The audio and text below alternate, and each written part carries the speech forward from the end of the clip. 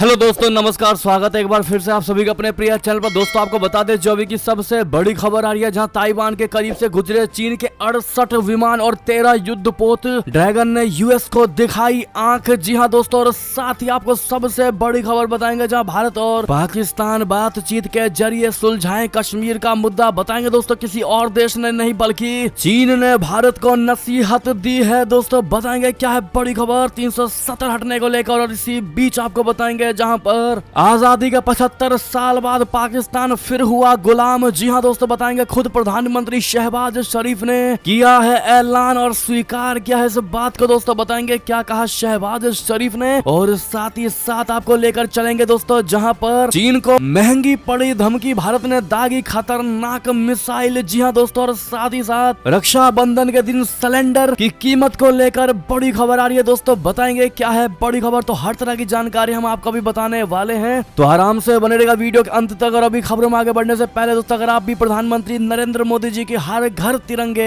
अभियान का दिल से और पुरजोर समर्थन करते हैं दोस्तों, तो इस वीडियो का भी कर दीजिए लाइक, चैनल को कर दीजिए सब्सक्राइब, बेल आइकन दबा दीजिए, साथ ही कमेंट बॉक्स में लिख दीजिएगा जय हिंद। जी हाँ दोस्तों, तो चलते हैं पहली और सबसे बड़ी खबर की तरफ, जहाँ ताइवान के करीब से गुजरे चीन के 68 विमान और 13 युद्धपोत ड्रैगन ने अमेरिका को दिखाई आंख। बता दे चीन की सेना ने 68 विमान और 13 युद्धपोत शुक्रवार को ताइवान के करीब से होकर गुजारा है। दोस्तों ताइवान के रक्षा मंत्रालय ने यह जानकारी दी है। ताइपे की सेना ने कहा कि चीनी सेना बोले तो पीएलए के 68 लड़ाकू जेट और 13 युद्धपोतों ने शुक्रवार के सैन्य अभ्यास के दौरान ताइवान जल डमरू मध्य को बांटने वाली मध्य रेखा को पार किया। रक्षा मंत्रालय ने अपने ताजा बयान में कहा कि हम कम्युनिस्ट सेना की जानबूझकर जल डमरू मध्य की मध्य रेखा को पार करने और ताइवान के आसपास समुद्र और हवा में सैन्य अभ्यास करने की निंदा करते हैं। बहुत बड़ी खबर दोस्तों, अमेरिकी प्रतिनिधि सभा की स्पीकर नैन्सी पेलोसी के ताइपे दौरे से चीन भड़का हुआ है। उसने अपनी ताकत दिखाने के लिए ताइवान जल डमरू मध्य में बड़े पैमाने पर सैन्य अभ्यास में विमान वाहक पोत और परमाणु क्षमता से लैस पनडुब्बी तैनात किया है। पेलोसी की ताइवान यात्रा पर चीन ने सख्त आपत्ति जताई थी। चीन ताइवान को अपने देश का हिस्सा मानता है। बहुत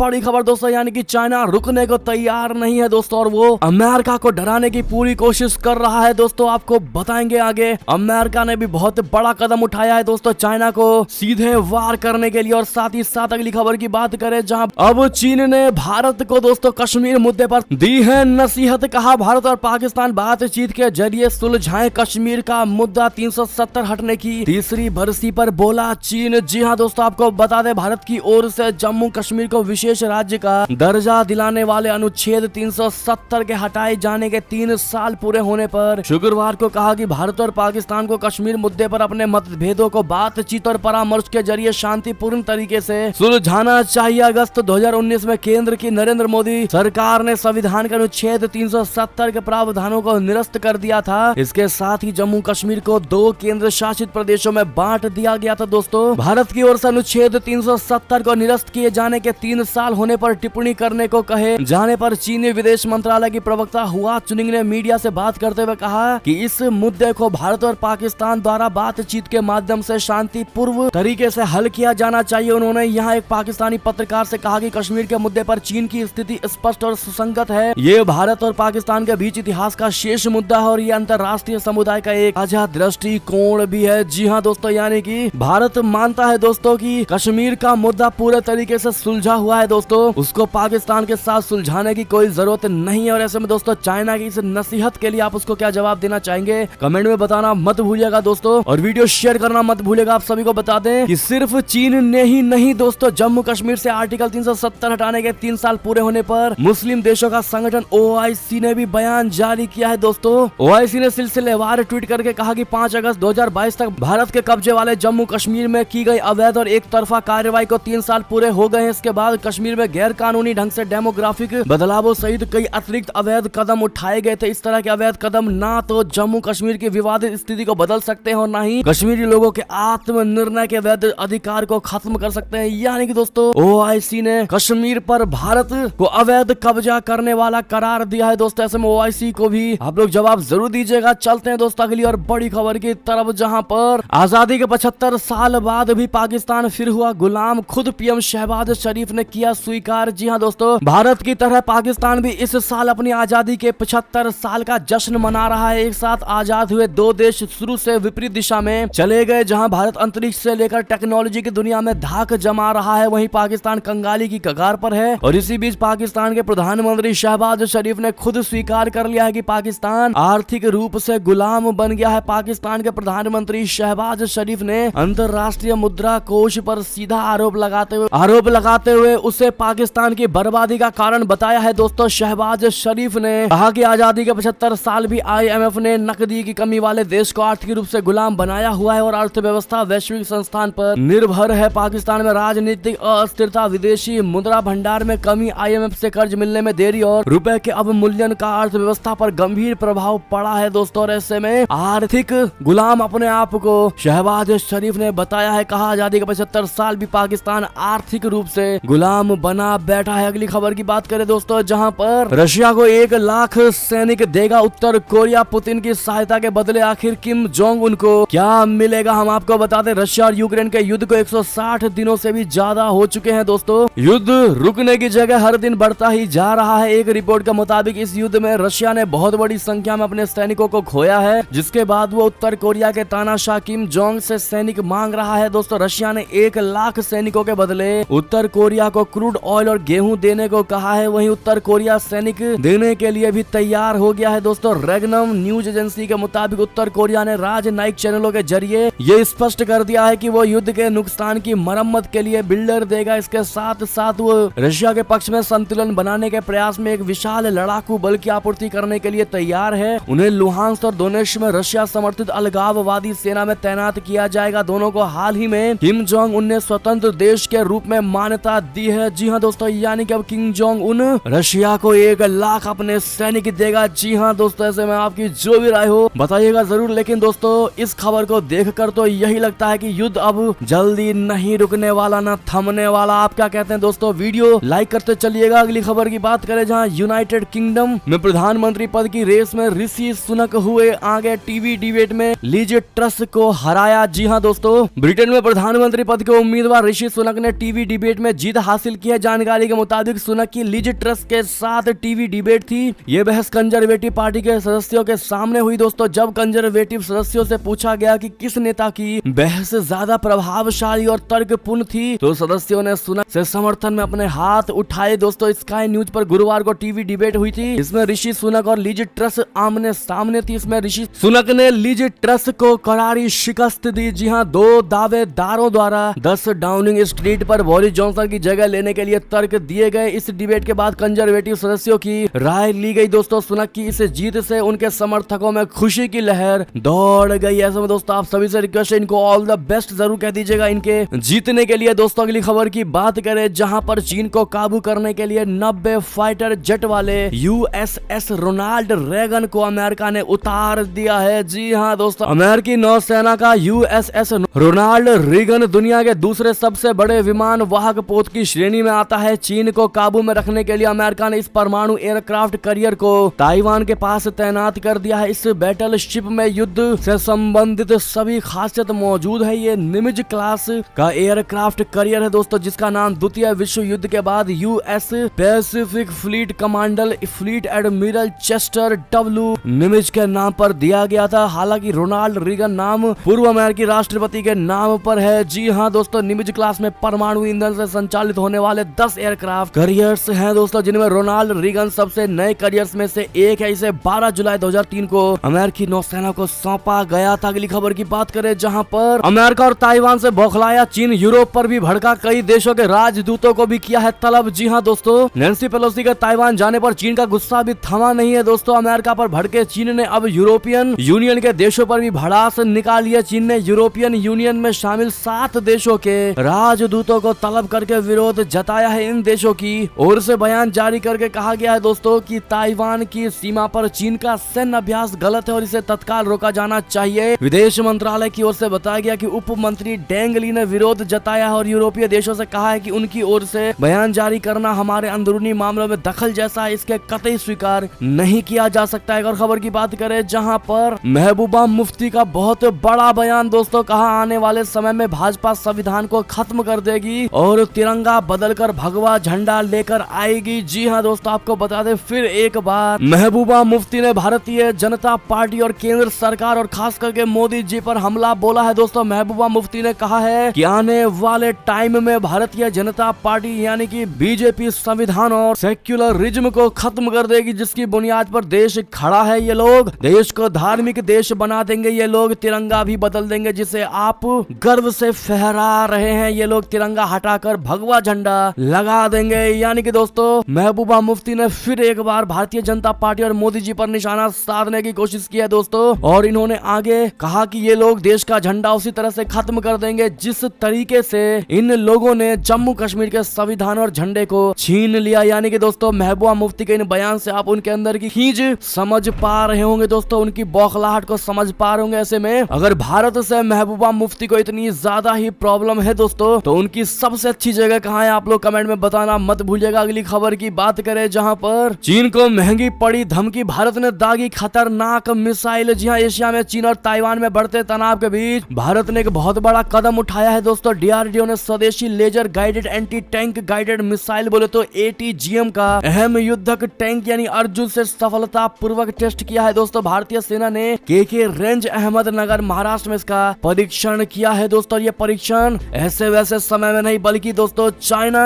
और ताइवान के बीच में झड़प को देखते हुए भारत ने दोस्तों ये टेस्टिंग किया है दोस्तों। और ये भारत ने खतरनाक मिसाइल दाग करके दोस्तों इसका सक्सेसफुल टेस्ट किया है। अगली खबर की बात करें जहां पर ट्विटर से कानूनी लड़ाई में एलोन मस्क ने लिया भारत का नाम, टेस्ला के सीईओ ने कंपनी पर लगाए गंभीर आरोप। जी हां दोस्तों, ट्विटर के अधिग्रहण की डील को खत्म करने के बाद टेस्ला के सीईओ एलोन मस्क को कोर्ट का सामना करना पड़ रहा है। एलोन मस्क ने कोर्ट को बताया कि उन्हें ये डील क्यों तोड़ी। एलोन मस्क ने कहा कि सोशल मीडिया की दिग्गज कंपनी ने भारत सरकार के खिलाफ जोखिम भरे मुकदमे का खुलासा करने में विफल रही। मस्क ने यह भी कहा कि ट्विटर ने भारत सरकार के खिलाफ जाकर दुनिया के तीसरे सबसे बड़े बाजार को खतरे में डाल दिया है। डेलावेयर अदालत में एक काउंटर सूट में मस्क ने यह भी दावा किया है कि सैन फ्रांसिस्को स्थित सोशल मीडिया कंपनी को खरीदने के लिए सौदे पर हस्ताक्षर करने के लिए उनकी आंख में धूल झोंका गया। यानी कि दोस्तों उनका साफ कहना है कि मस्क के पास कंपनी के बारे में पूरी जानकारी थी। भारत में स्थानीय कानून का पालन करना चाहिए। जी हाँ दोस्तों, यानी कि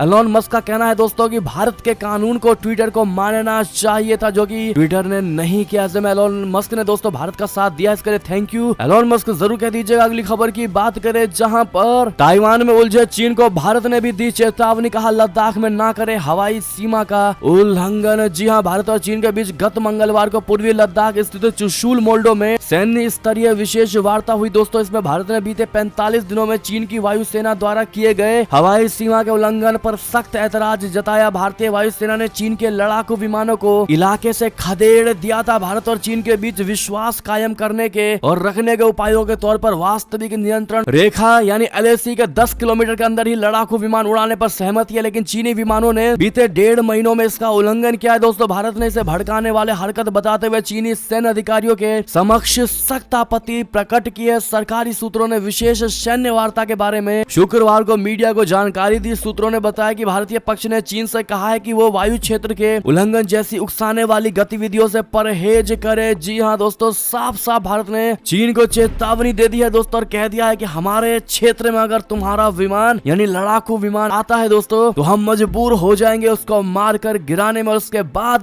की पूरी जिम्मेदारी और रिस्पॉन्सिबिलिटी चीन की होगी, ना कि हमारी। अगर आप भी भारत के इस माकूल जवाब का दोस्तों दिल से समर्थन करते हैं तो भारत ने बिल्कुल सही जवाब दिया है, कहना मत भूलिएगा। अगली खबर की बात करें जहां पर यूक्रेन से जंग में दुनिया का बड़ा ही घाटा पर भारत का कुछ नहीं जाता। जी हां, रशिया से सस्ते तेल की खरीद ने तोड़ा रिकॉर्ड। जी हां दोस्तों, इसी साल फरवरी में यूक्रेन पर रशिया ने अटैक कर दिया था। इसी के बाद अमेरिका, यूरोप समेत दुनिया के कई देशों ने उस पर आर्थिक प्रतिबंध लागू किए थे। इसके चलते रशिया तेल की आपूर्ति नहीं कर पा रहा था और ऐसे में उसने दामों में कटौती कर दी थी। इसका सीधा फायदा भारत ने उठाया दोस्तों, जिसने अमेरिका समेत कई देशों के दबाव के बाद भी रशिया से जमकर तेल की खरीद की थी। और यही वजह है कि रशिया अब भारत को तेल की आपूर्ति करने वाले अग्रणी देशों में आ गया है दोस्तों। अप्रैल से जून तिमाही के दौरान रूसी क्रूड ऑयल सऊदी अरब से सस्ता रहा है दोस्तों। मई में तो ये $19 प्रति बैरल तक कम था। यानी कि दोस्तों यूक्रेन जंग में दुनिया को बड़ा ही घाटा हुआ है, लेकिन भारत ने रिकॉर्ड तोड़ फायदा उठाया है दोस्तों। ऐसे में आपकी जो भी राय हो कमेंट करके जरूर बताइएगा और कमेंट में मोदी है इसीलिए हर चीज मुमकिन है कहना मत भूलिएगा। अगली खबर की बात करें जहां पर ताइवान पर तनाव के बीच इजराइल ने गाजा गाजा पट्टी पर बोला अटैक, हमास कमांडर समेत 7 की मौत। जी हाँ दोस्तों, अमेरिकी स्पीकर नैन्सी पेलोसी के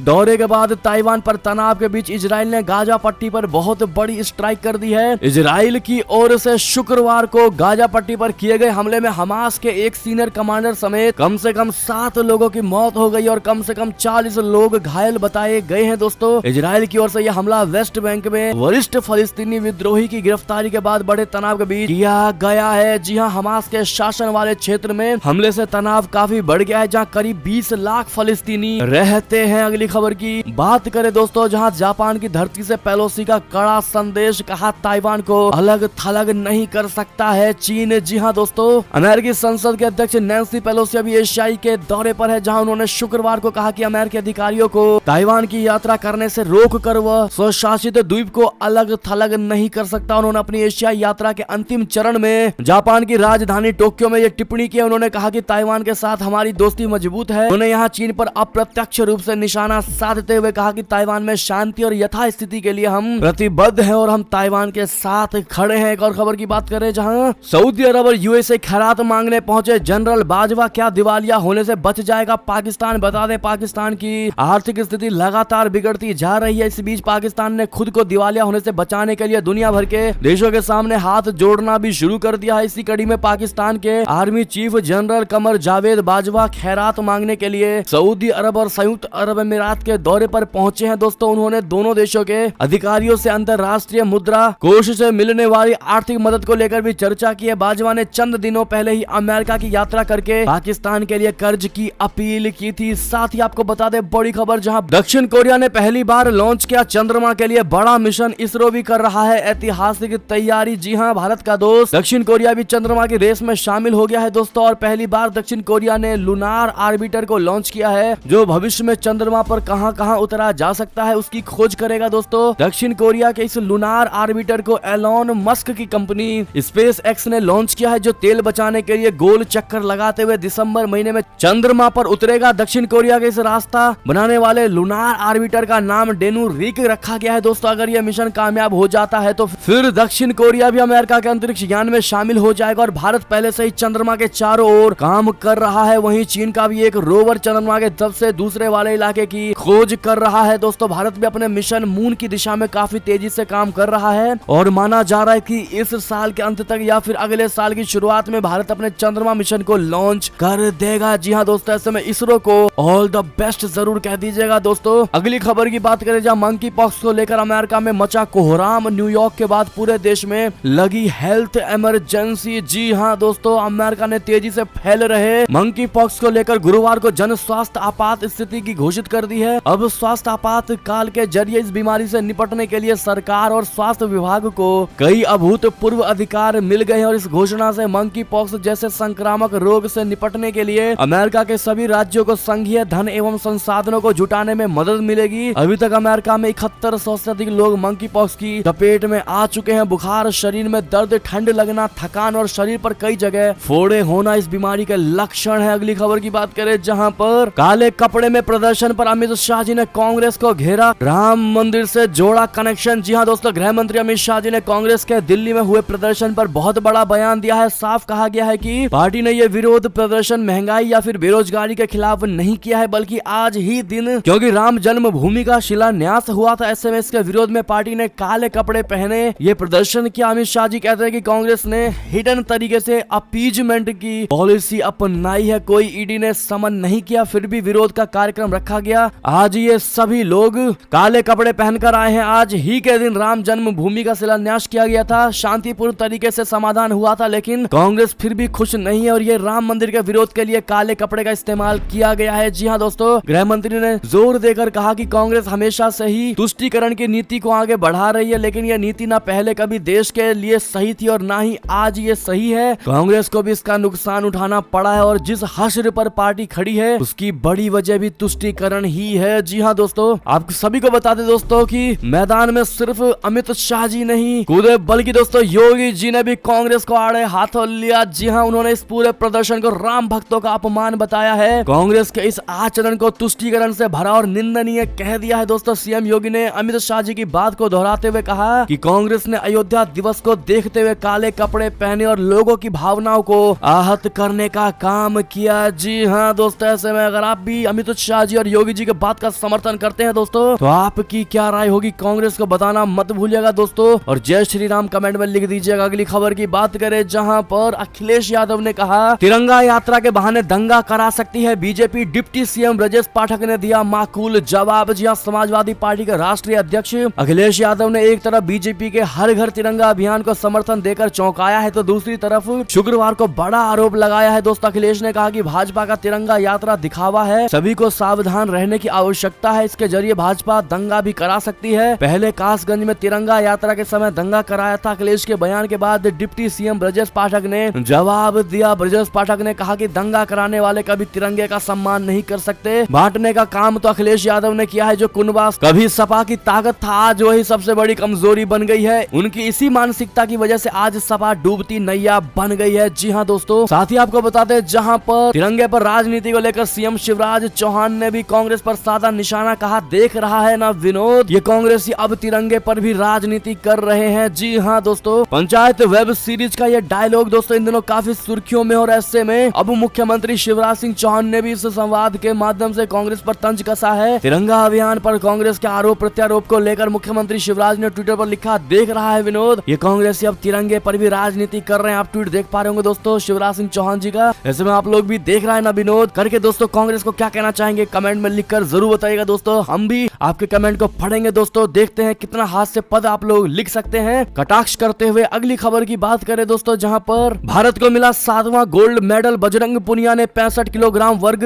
फाइनल में मैक गिल को हराया। जी हाँ दोस्तों, कॉमनवेल्थ गेम्स के 8वें दिन भारतीय रेसलर्स भारत की मेडल टेली को ऊपर ले जाने में बड़ा योगदान देने के करीब है। अभी तक भारत राष्ट्रमंडल खेलों के 22वें संस्करण में 25 पदक जीत चुका है। रेसलिंग में भारत के लिए 3 गोल्ड मेडल आ चुके हैं। दीपक पुनिया ने पुरुषों के 86 किलो फ्री स्टाइल वर्ग के फाइनल में पाकिस्तान के मोहम्मद इनाम को हराया। साक्षी मलिक ने फाइनल में जबरदस्त वापसी करते हुए गोल्ड मेडल जीता। बजरंग पुनिया ने राष्ट्रमंडल खेलों की कुश्ती स्पर्धा में स्वर्ण पदक जीता। अंशु मलिक ने राष्ट्रमंडल खेलों की कुश्ती स्पर्धा में भारत को पहला पदक दिलाया। जी हाँ दोस्तों, यानी कि बजरंग पुनिया का बड़ा ही गोल्डन दाव। जी हाँ दोस्तों, रेसलिंग में भारत के ही हीरो छाए नजर आए दोस्तों, जिन्होंने जीता है गोल्ड। ऐसे में इन सभी को कांग्रेचुलेशन जरूर कह दीजिएगा आप लोग दोस्तों। अंतिम खबर की बात करें, जहाँ रक्षाबंधन के दिन महज 750 रुपए में भी मिलेगा एलपीजी सिलेंडर। आपको पहले बता दें दोस्तों, ये सिलेंडर कंपोजिट सिलेंडर की बात कर रहे हैं दोस्तों। इस सिलेंडर में केवल 10 किलोग्राम ही गैस रहती है और इसमें गैस दिखती भी है। जी हाँ दोस्तों, घरेलू एलपीजी सिलेंडर आपको 750 रुपए में भी मिलेगा,